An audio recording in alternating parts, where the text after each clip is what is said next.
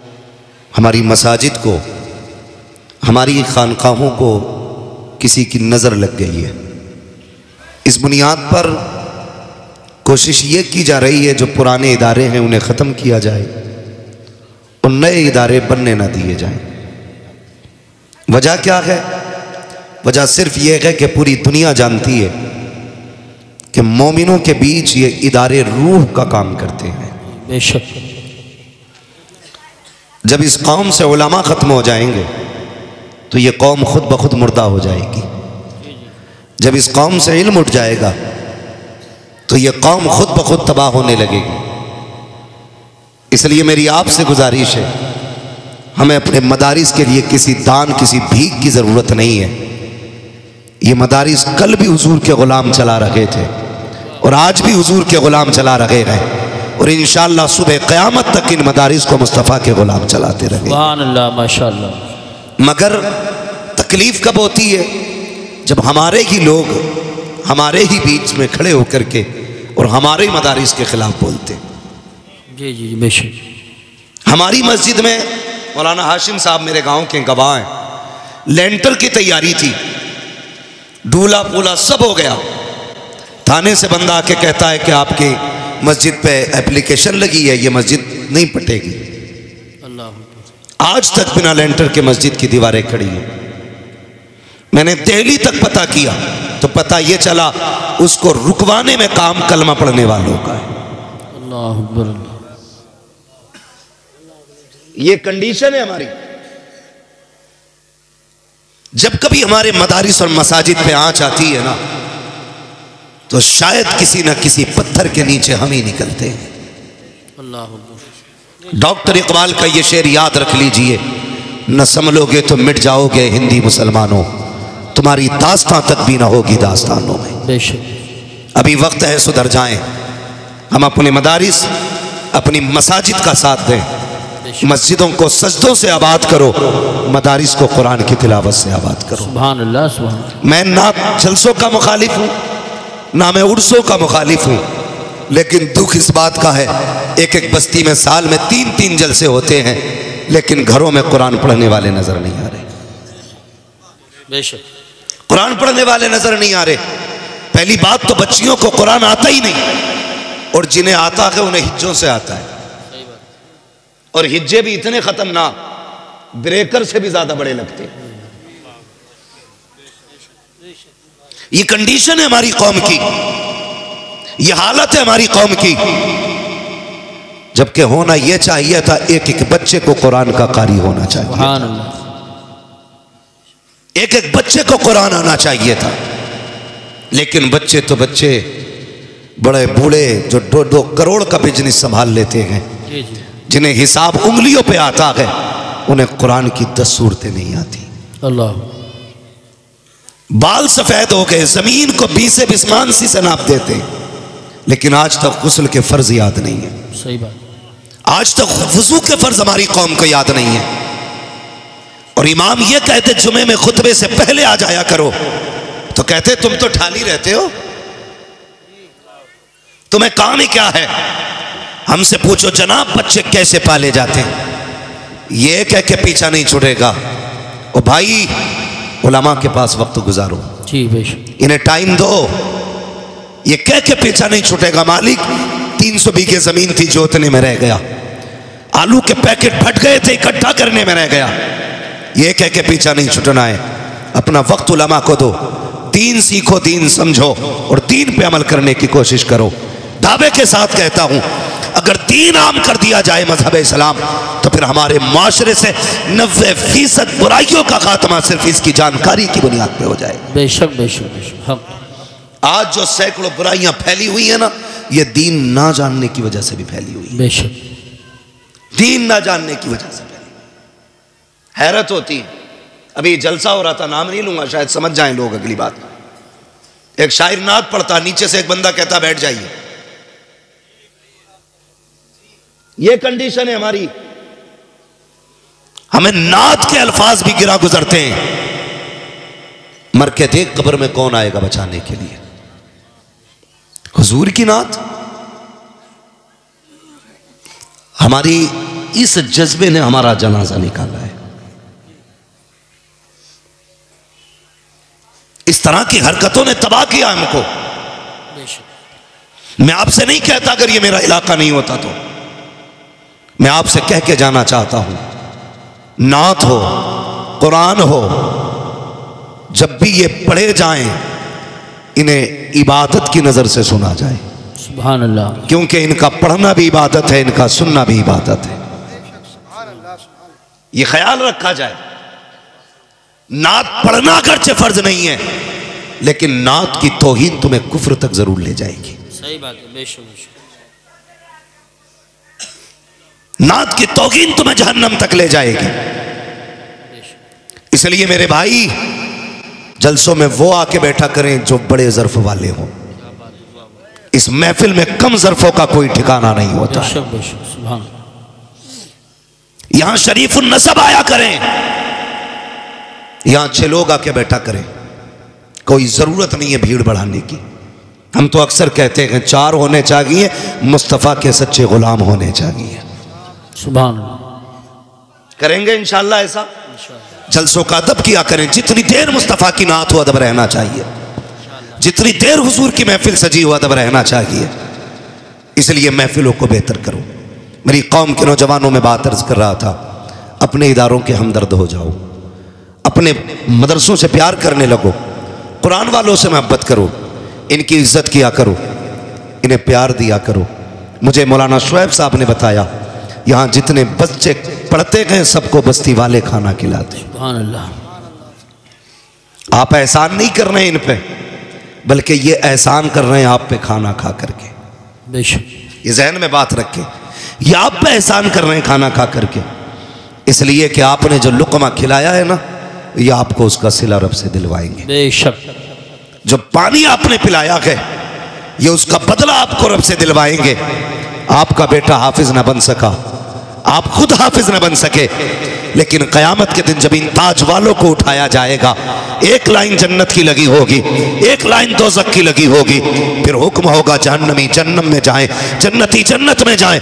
तो जब जन्नत वाली लाइन चलेगी, चलते चलते बीच में आके रुक जाएगी, आवाज़ आएगी, फरिश्तों ये जन्नती लाइन क्यों रुक गई है? फरिश्ते आगे बढ़ के देखेंगे कहाँ रुकी है, वहाँ कोई हाफिज कुरान खड़ा होगा, आलिम दीन खड़ा होगा, कुरान का कारी खड़ा होगा। चलता क्यों नहीं है? कहा ऐसे नहीं जाना है। कहा क्यों नहीं जाएगा? देखता नहीं है, तुझसे आगे वाले दौड़ के चले गए हैं, तू क्यों नहीं जाता है? सबने सजदे इसलिए किए थे ताकि जन्नत मिल जाए, शहीदों ने सर इसलिए कटाए थे ताकि जन्नत मिल जाए, ये सब की कुर्बानियां जन्नत के लिए थी, तू क्यों नहीं जाता? वो कहेगा जाना तो मैं भी चाहता हूं, लेकिन वो सामने वाली लाइन तो देखो। कहा क्या बात है? कहा उसमें वो जो शख्स खड़ा है मुझे इशारा कर रहा है, मुझे याद दिला रहा है। कहा किस बात की? कहा एक दिन उसने मुझे पानी पिलाया था, एक दिन खाना खिलाया था, आज बदला मांग रहा है। वो कहेंगे चाहता क्या है?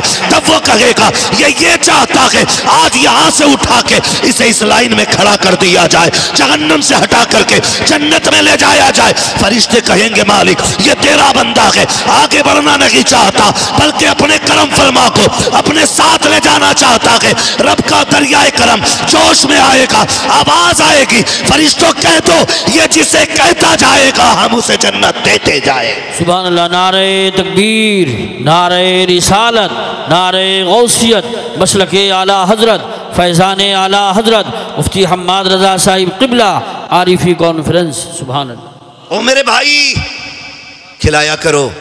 और मैं तो अक्सर कहता हूं ये जो जुमेरातें घेर के बैठे ना इधर उधर तावीज़ लेने, इनके पास ना जाओ, बरकत नहीं है। तो सही बात है, अच्छी बात की। फिर वही बात हो जाएगी, जो मैल हुआ 3 महीने से नहीं नहाया वो तुम्हारे घर की गंदगी कैसे निकालेगा भाई? बात सही है।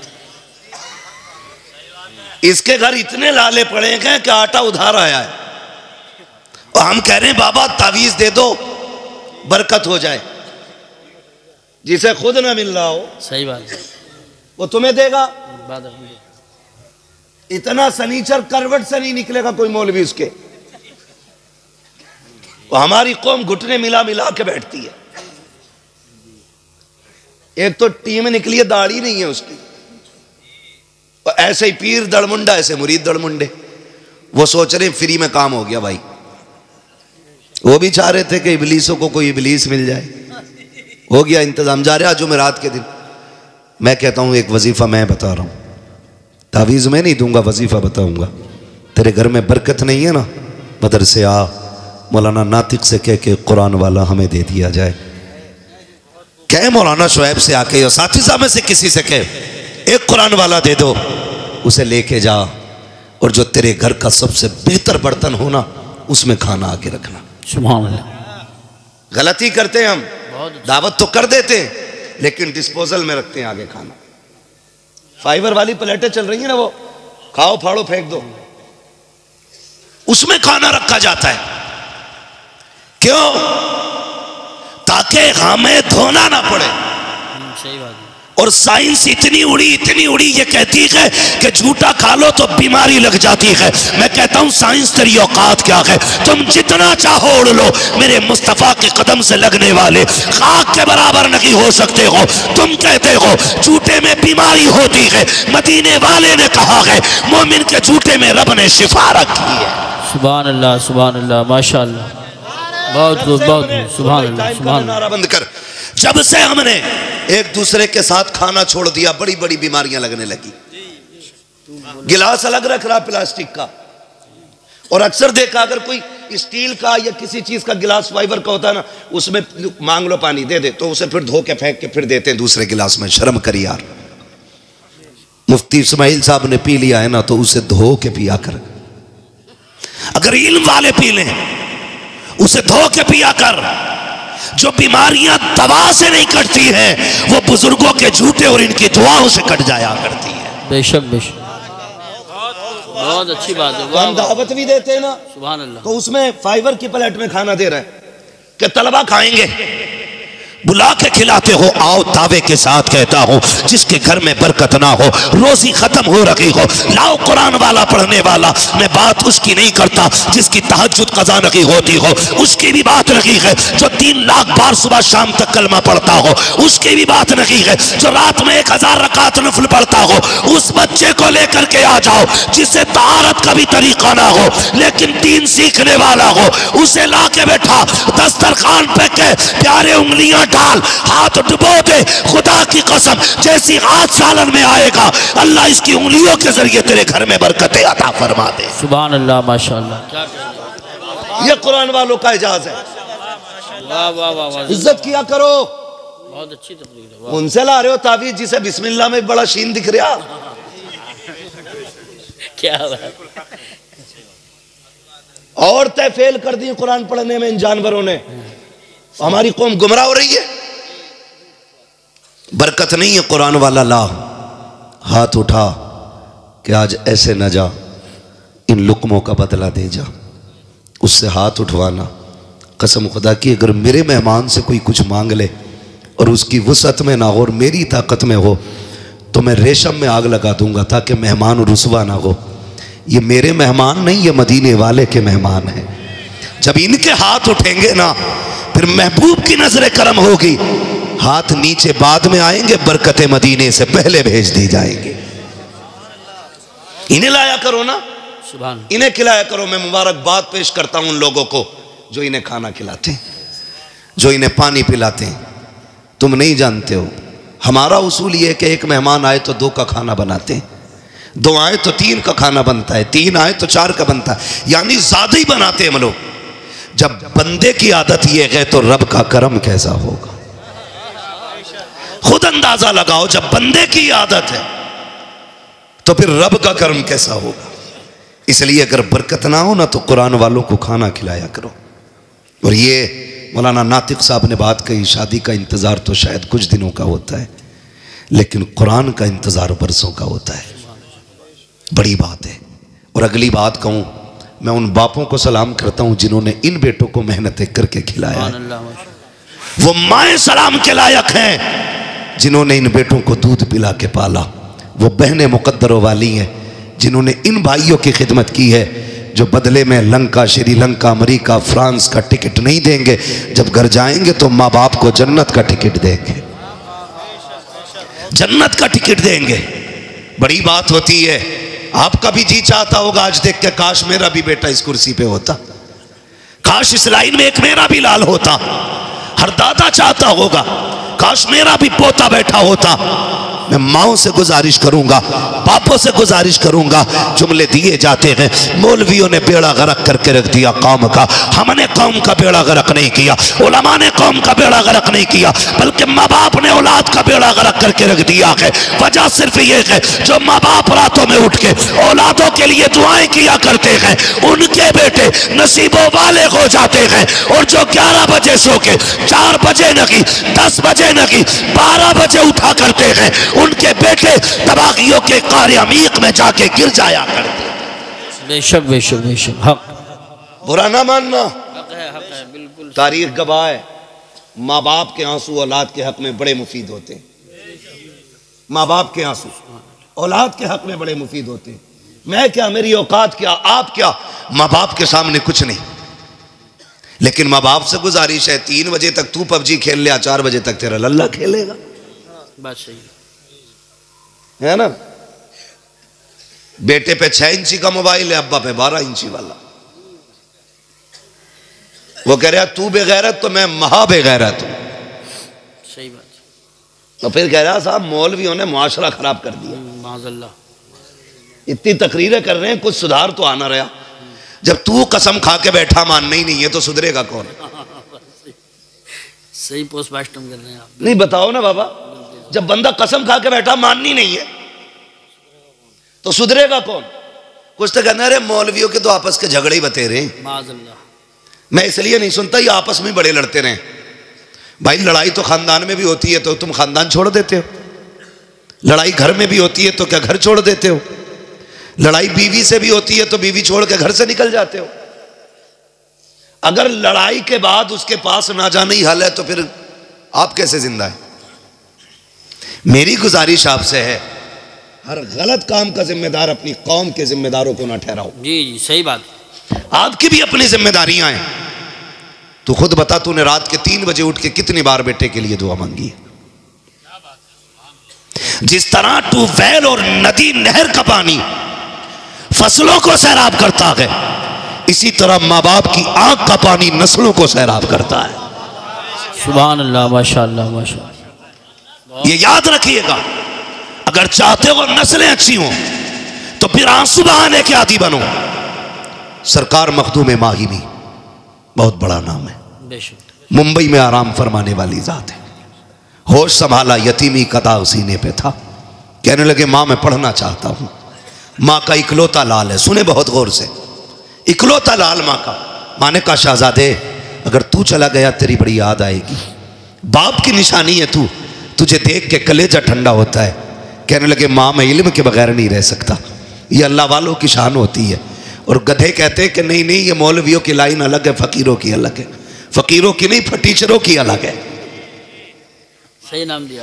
विलायत की पहली सीढ़ी को इल्म कहा जाता है। अगर इल्म नहीं तो वली नहीं। वाह वाह वाह, सीधी सी बात है, वली नहीं, इल्म नहीं तो जोर से। नौजवानों चक्कर में ना पड़ना तावीज के, नतीजा इंशाल्लाह अच्छा निकलेगा। अगर इल्म नहीं तो वली नहीं। आप बोलेंगे तो आगे चलूंगा, मुझे लगना चाहिए समझ रहे हैं आप। इल्म नहीं तो वली नहीं है।